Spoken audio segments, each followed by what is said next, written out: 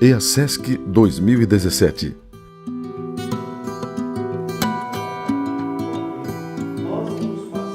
No último dia 11 de março, foi realizado em Rio Negrinho o 7º encontro da Assistência Social de Santa Catarina.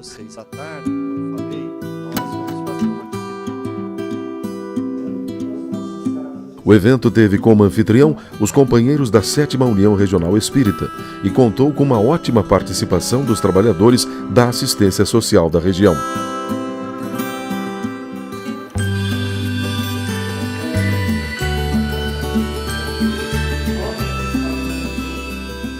Dois eixos principais a gente estabeleceu como trabalho para esse ciclo de 3 anos. O primeiro deles é a articulação interna no movimento espírita. Nós precisamos trabalhar muito forte dentro do movimento espírita, dentro da casa espírita, fazer com que o Departamento de Assistência e Promoção Social seja reconhecido dentro das casas espíritas como um departamento tão importante quanto mediunidade, quanto doutrinário, quanto evangelização, né? Que normalmente nas nossas casas, todos nós aqui trabalhamos com assistência, normalmente é conhecido como aquele departamento que entrega a cesta básica, enxoval para criança, roupa usada e faz aquela campanha de Natal de final de ano, né? Pessoal que faz crochê, entrega lá. E nós podemos ir muito e devemos ir muito mais além disso, né? Mas nós precisamos, dentro da casa, fazer esse trabalho de articulação. Precisamos estar envolvidos com doutrinário, com mediúnico, temos que estar dentro da estrutura da casa, trabalhando de forma organizada e articulada. Isto nos remete a valorizar esse evento no sentido de que foi proporcionado um espaço de exposição, reflexão e debate sobre o tema Como Conviver com as Diferenças. É um tema difícil, que requer dedicação, requer esforço, mas a gente está vendo nesse evento aqui, nesse EASESC, que é possível. A partir do momento que nós começamos a enxergar detalhes, coisas pequenas que não observávamos antes, a partir do momento que a gente começa a olhar um pouco mais para nós e também para o nosso próximo em relação ao nível de relacionamento, a qualidade do relacionamento, nós conseguimos encurtar um pouquinho o espaço e daí compreender, entender, amar e aceitar as diferenças do outro. A gente tem que pensar muito na pessoa, se colocar no lugar do outro. Nós temos que promover a empatia, saber as suas necessidades, não ter preconceito de forma nenhuma e colocar em prática a maior lição que Jesus nos deixou, que é amar ao próximo como a si mesmo. Então, se nós colocarmos isso em prática, com certeza nós estaremos promovendo com inteligência, com carinho, com amor, essas diferenças.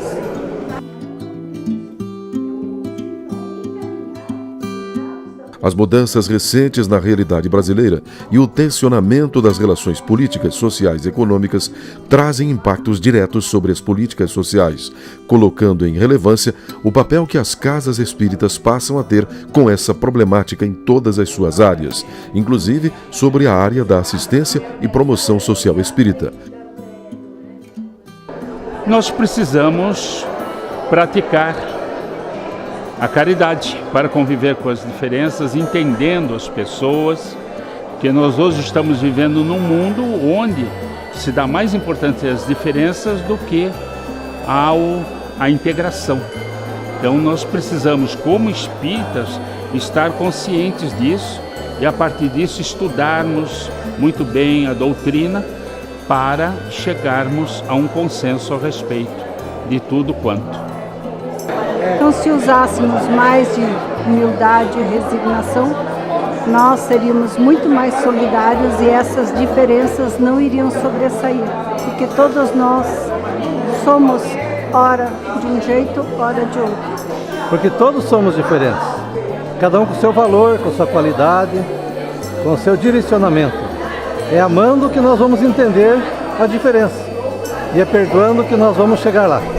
Na vivência da caridade entre os trabalhadores da Casa Espírita, como está a coerência entre pensamento e ação? Após um debate, o grupo entendeu que está a falha. Essa coerência ela é muito relativa, né? Não está falha. Porque existem muitos egos, muitos conflitos de ego, né? E tem as armadilhas do ego, né? Normalmente nós, lá, não vocês, mas lá, temos necessidade de ser aplaudido, aprovado e admirado. Então, quando a gente não recebe o aplauso, a aprovação ou a admiração, nós tendemos a reagir, né?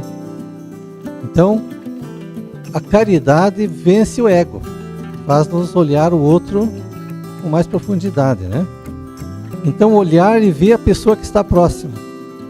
Às vezes a gente se preocupa muito no atendimento e esquece a equipe ali, os companheiros de trabalho, que muitas vezes está em pé, mas está caído, né? Eu convivo com uma pessoa há 41 anos que tem uma habilidade em perceber isso, e eu aprendi muito com ela, né? Olhar e sentir que a pessoa aquele dia não está bem. Desde o filho, o marido, enfim, o ambiente onde a gente se encontra. Então, a coerência entre essa questão de pensar e agir se faz presente quando a sensibilidade de perceber-se e perceber o outro está presente. Encontra-se no livro Estude Viva, quando define... O convidado foi o palestrante Edivaldo Roberto de Oliveira, do Rio de Janeiro, que brindou o público com toda a sua experiência na área de assistência social. Se propõe a ensinar a viver. E quando a gente fala num processo de ensinar... Como conviver com as diferenças? Esse é um desafio, meu querido. Como é que você junta diferença com igualdade? Não é? Tem que responder essa pergunta. Vai ter. E a saída talvez seja buscar as equivalências. Aquilo que é valor comum em meio às diferenças. O que há de comum entre as pessoas que seja de valor para ambos, né? Que possam mediar aí essas diferenças na direção da igualdade. Descobrir. É difícil essa avaliação, Edivaldo? É. E como é que trabalha essa questão? Olha, eu acho que primeiro que tem uma questão de postura, de atitude, né? De quem está se colocando para isso, né? De querer, de fato, sair procurando o que há de equivalente. Porque acreditar nisso é porque muita gente não acredita, não. Fica preso naquilo que separa e não procura o que leva para a convergência, né? Se tiver uma disponibilidade para isso,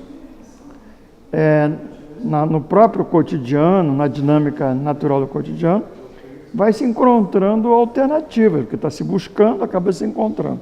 Agora, se não houver essa disponibilidade, se a pessoa está fechada em si mesma e já parte do pressuposto que as diferenças são intransponíveis, é cada um no seu lugar, e aí não vai encontrar mesmo nenhuma alternativa, né?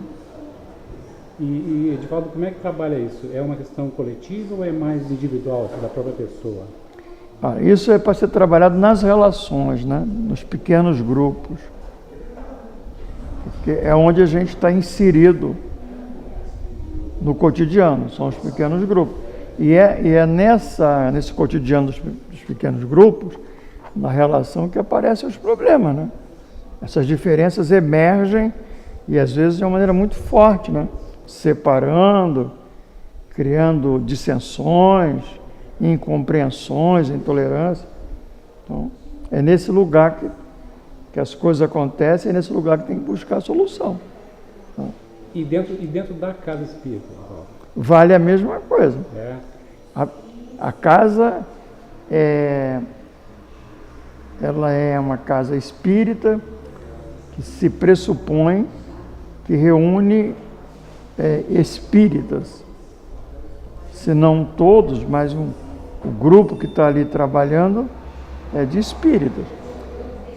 Se isso de um lado é fato, também é fato que as pessoas são pessoas com suas histórias, com as suas visões de mundo, com aquilo que as pessoas consideram mais importante, que lhes orienta o comportamento, por exemplo. Então, e aí é nesse lugar que esse exercício tem que ser feito.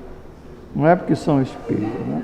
A doutrina deveria ajudar, que traz uma concepção de vida, de mortalidade, a partir dessa visão de que eu sou imortal, e imortal a quem berço e além túmulo. Então, com essa perspectiva, se você for capaz de se olhar assim, você talvez consiga olhar o outro da mesma forma, né?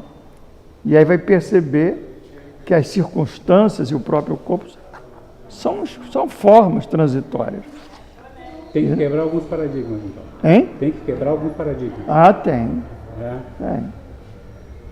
Tem que sair do lugar confortável, do enrijecimento, dos lugares pré-definidos e se mover para além desses espaços mais confortáveis que dão segurança, né?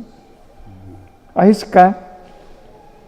Esse exercício de se colocar no lugar do outro, então é fundamental. Isso. E isso não é uma coisa muito simples, porque nós não a nossa cultura não nos coloca muito nessa direção. Isso acaba sendo uma proposta, um discurso, mas não tem sido muito uma prática no cotidiano, né? Porque, às vezes vale mais o interesse, pesa muito o interesse, aquilo que Kardec chama de interesse pessoal, né? O meu interesse. E isso fala muito da insegurança. A gente tem uma insegurança para fazer essas trocas. Acha que vai perder, se sente ameaçado, a ser invadido pelo outro, enfim. Isso já evoluiu dentro do movimento, Edivaldo? Hã? Já evoluiu isso dentro do movimento? Eu acho que sim. Eu estava conversando ainda há pouco até com o Mário. Eu acho que nesses anos o movimento ele foi se abrindo mais, ele já foi muito mais fechado, muito mais conservador, muito mais para dentro, com uma visão muito equivocada. Mas eu acho que de uns tempos para cá, isso já tem mudado um tanto, né?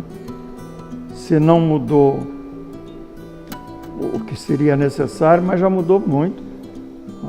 Acho que ele já foi muito mais fechado. Há exemplos tão práticos disso, Alcide. Por exemplo, a dificuldade religiosa que os espíritas tinham de convivência com aquilo que o Divaldo chama de primos, né?